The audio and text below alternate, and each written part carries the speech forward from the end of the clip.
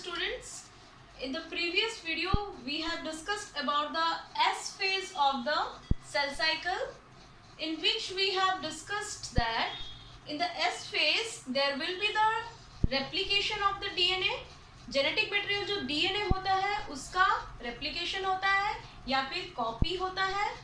उसके साथ आपका सेंट्रियोल जो कि मेन ऑर्गेनेल है for the formation of spindle fibre.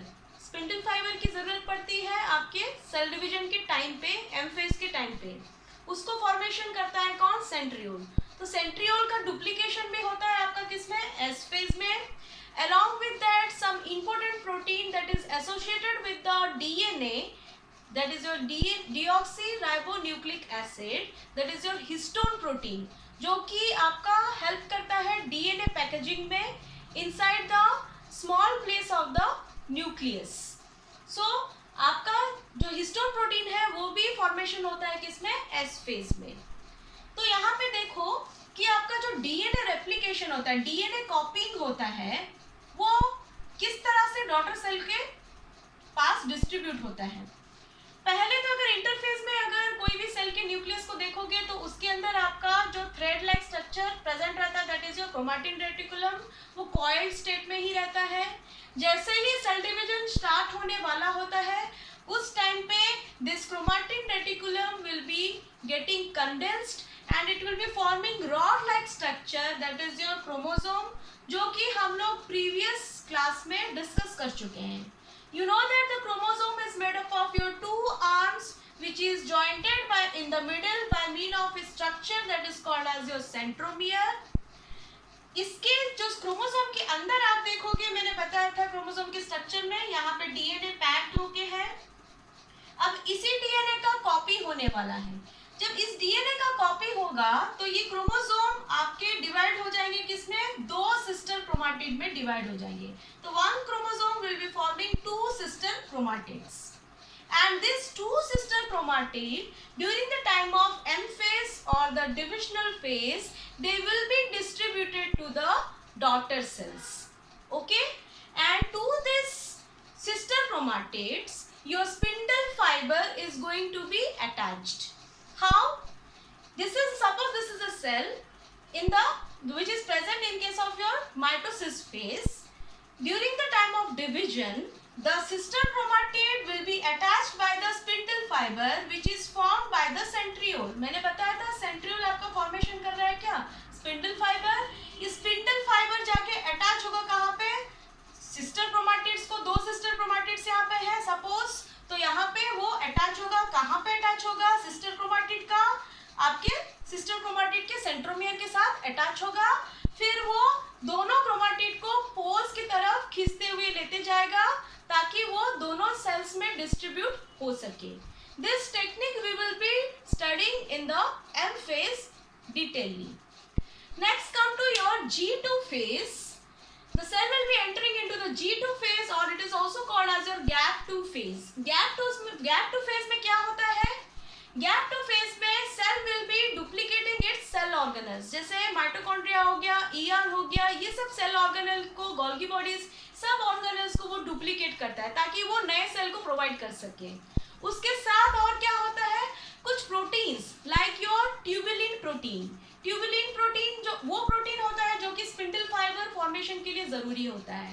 तो tubulin protein also is going to be formed during the time of G2 phase. Also plasma membrane proteins are also produced during the time of your G2 phase. Along with that, some of the RNAs, tRNA and rRNA, different type of RNAs are also formed during the time of G2 phase. So we have studied in the cell cycle, we have studied the interphase and the सब phases of the interphase. यहाँ से देखोगे, यहाँ blue colour का line से देखोगे, यहाँ से लेके यहाँ तक आपका सबसे लॉन्ग ड्यूरेशन वाला फेज होता है सेल साइकिल में, that is your interphase. Suppose if you take the example of human cell, one human cell is completing a single cell cycle in 24 hours. तो 24 hours अगर एक साइकिल ले रहा है तो उसमें से आपका 23 hours आपका कंप्लीटली ले जाएगा कौन? इंटरफेज। और जो बचा कुछ 1 और 1.5 आवर जो कुछ भी रहेगा, that will be taking by your M phase. M phase is the actual divisional phase, जो कि बहुत छोटा ड्यूरेशन का फेज होता है जहां पे सेल डिवीजन एक्चुअली होता है. M phase में भी देखोगे you will be having your 2 phases. मैंने बताया था कोई भी सेल अगर डिवाइड कर रहा है तो पहले उसका न्यूक्लियर कंटेंट डिवाइड होगा. न्यूक्लियर कंटेंट अगर डिवीजन हो रहा है तो उसको बोला जाता है क्या, karyokinesis, which is followed by the cytoplasmic content division, that is called as your cytokinesis. We will be studying this in detail in case of your M phase. ये तो हो गया आपका पूरा का पूरा cell cycle. Now one cell has gone through the cell cycle and after the cell division it is forming your 2 daughter cell. And what is the fate of those 2 daughter cell? ये 2 daughter cell क्या कर सकते हैं? ये फिर से cell division cell cycle के अंदर वो फिर से वो जा सकते हैं या फिर सेल डिवीजन और नहीं करेंगे, वो स्टॉप भी कर सकते हैं. कुछ ऐसे सेल्स होते हैं जो कि फर्दर सेल डिवीजन नहीं करना चाहते हैं, तो उस टाइम पे वो फिर से वो सेल साइकिल में एंटर नहीं करके उससे वो एलिमिनेट हो जाते हैं. This phase where there will be the elimination of the cell which do not want your cell division, that phase is called as your G0 phase, or it is called as your inactive phase, or it is called as your quiescent phase. इस phase में inactive phase मतलब क्या है? मतलब इसमें cell का सारा जो भी मशीनरी वर्क है वो होता रहता है, सिर्फ सेल डिवाइड नहीं करेगा, सेल डिवीजन नहीं करेगा. अगर सेल डिवीजन करना चाहता है तो फिर से उसको G1 phase, S phase, G2 phase से उसको गुजरना पड़ेगा. ठीक है. सो इस G0 फेज में कौन से सेल्स जाते हैं? Like your cardiac muscle cells which are present in the heart.